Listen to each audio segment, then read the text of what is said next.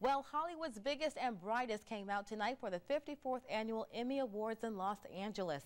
Sarah Edwards has a recap of all the big winners.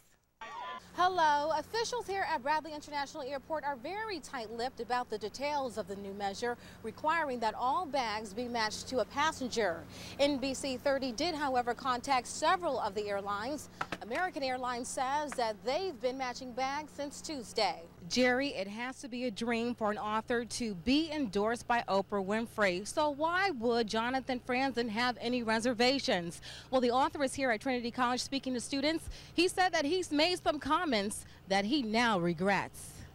Good evening, everyone. I'm Kathryn Kirby. We begin with another bombing in the Middle East. This one at a cafe in Tel Aviv, injuring more than 24 people. Our national correspondent Beverly Kirk joins us live with more. Beverly. Jerry, people have been driving by all day long, stopping and looking at the devastation caused by last night's accident. A 24-year-old mother is dead. She lived right up the street from where I'm standing. Now, Manchester police are trying to figure out what caused one driver to lose control at the wheel. That's it for this edition of NBC 30 Connecticut News. Thanks for joining us. Don't forget to watch Salute to Salt Lake tonight at 7 o'clock. See you back here at 11. Have a great night. Investigators are still trying to piece together an apparent murder-suicide spread over 2 communities. Good evening, I'm Kathryn Kirby. Police say 2 people are dead from gunshot wounds. One body was found in a Watertown residence, while another was discovered a short time ago in a car in Naugatuck.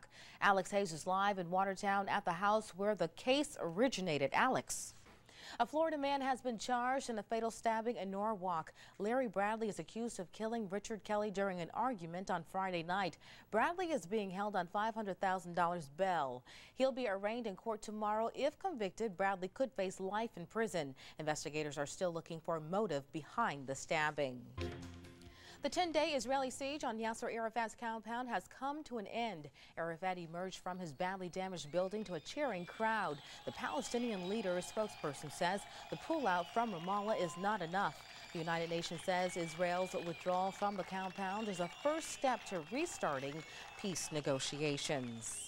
The death toll from a capsized ferry in Africa has soared over 1,000. Only 64 people are known to have survived the accident that happened off the coast of Senegal. So far, 300 bodies have been recovered. Investigators say the ferry was designed to hold only 600 passengers. Coming up on NBC 30, police in Washington are now backtracking in the case of Chandra Levy. Find out why they want a man once ruled out as a suspect to take another lie detector test. And what caused a charter plane filled with tourists to crash into a California hangar just before takeoff. The latest coming up. Investigators in Washington are taking a second look at a man once ruled out as a suspect in the death of Chandra Levy. Mary Alice Salinas has more. Police would not comment on the Washington Post report. They will only say the Salvadorian man is someone they are interested in. The Boston Globe says they will now allow the announcements of same-sex commitment ceremonies. The decision follows a similar move last month by the New York Times. Both papers are owned by the same company. The announcements will start running in the next few weeks. The Gay and Lesbian Alliance Against Defamation says 139 newspapers publish or plan to publish same-sex union announcements. Still to come on NBC 30, volunteers pound the pavement in Connecticut today, all in an effort to find a cure for diabetes. Welcome back. Here's a look at the beautiful autumn skies over New Haven this evening. Art Horn will have your Pinpoint 30 weather in just a few minutes.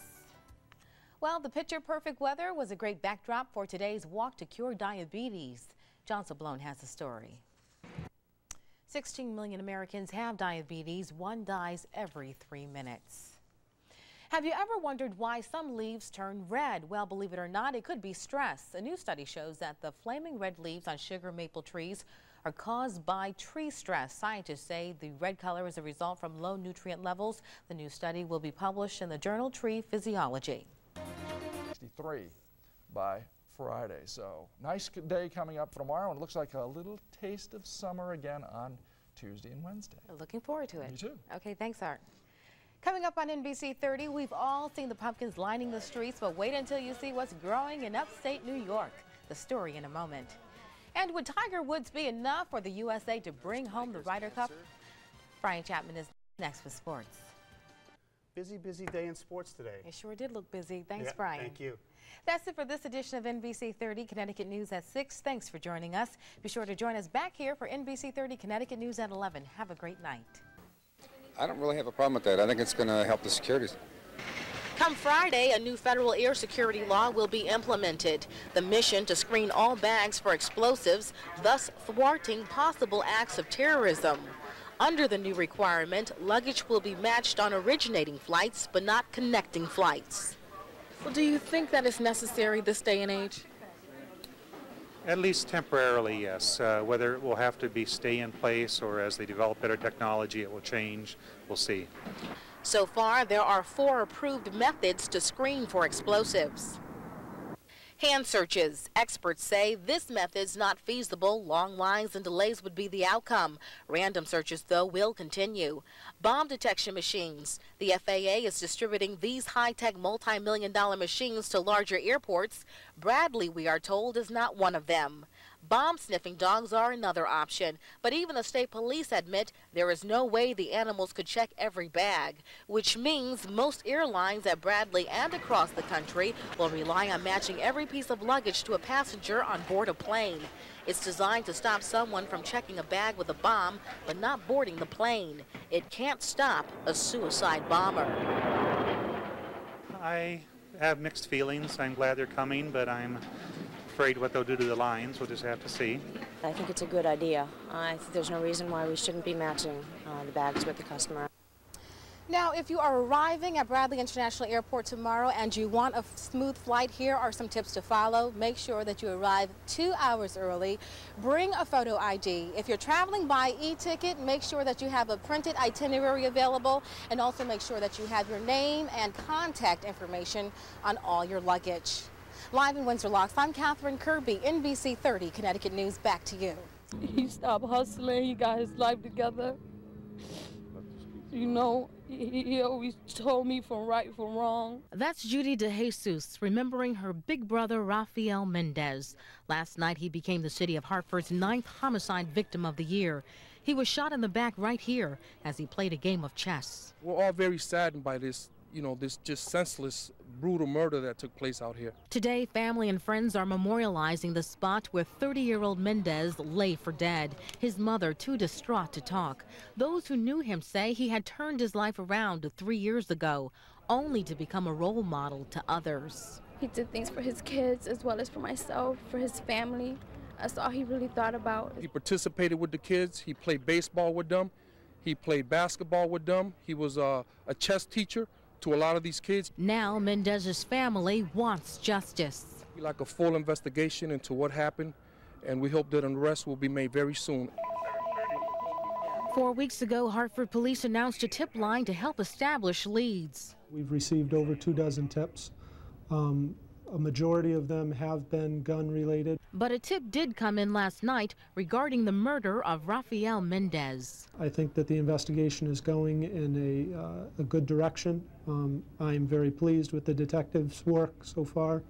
I think that it will be solved relatively soon. Kathryn. What can you tell us about the skin rash? Well, 70 students in the course of the day developed the skin rash. It started at about 11:30 this morning. We had a few, and then the number just kept growing. And we've known that throughout the country there have been basically a rash of rashes through elementary schools primarily, and that usually within 2 to 10 days they go away.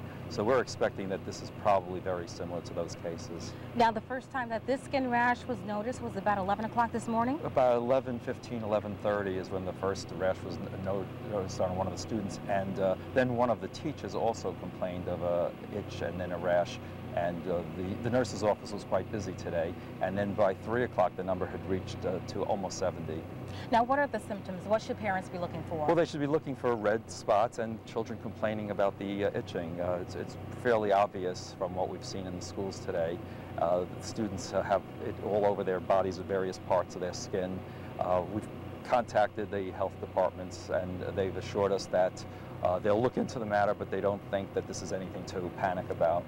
Now, there are 525 students that go to the Harrington Consolidated Schools. 70 students are affected by the skin rash. What do they have to you to return? In order to return, we're telling the parents that they need to take their child to see a licensed dermatologist and have the child examined thoroughly. And then the doctors will write a note when the child is medically cleared to come back to school. We're closing school tomorrow, just so that on Friday, Saturday, and Sunday, the Torrington Health District can do an environmental assessment of the school to see if they can determine what caused this rash to occur. Okay, thank you so much for joining us You're this very evening. welcome. I'm Kathryn Kirby reporting live in Harwington. Back to you. Help! I need somebody help, not just anybody help. No, they can't sing like Paul McCartney, but they sure know his music. Thousands of Beatle fans turned out for a historical performance by the one and only Sir Paul McCartney. I don't know why you say goodbye, I say McCartney's stop in Connecticut is part of his acclaimed Driving USA tour, playing hits like Hello, Goodbye, and Jet. Ever since the Beatles arrived in the U.S. on Pan Am Flight 103, the music world has never been the same. The first time I ever saw him was in New York on the Ed Sullivan Show with Beatles, and I love them. Millions of fans the world over tuned into the Fab Four. I think it's unbelievable. When I was a kid, I never in a million years, when I got my Meet the Beatles album, and Paul, the cute one, oh my God, no way, not Hartford. Now that it's only, you know, Paul and Ringo left, to be able to see, you know, Paul or Ringo, I mean, it's just great. And Tonight's performance featured a 36-song set of the greatest hits of his life. It's a concert this woman has been waiting for all her life. I won tickets when I was 14 or 15, I can't remember, and my parents wouldn't let me go. It was to Shea Stadium. So I had actual tickets to go to Shea Stadium, and I didn't go. Now, after all these years, a dream come true for a lot of fans hooked on the Beatles legend. In Hartford, I'm Kathryn Kirby, NBC 30 Connecticut News.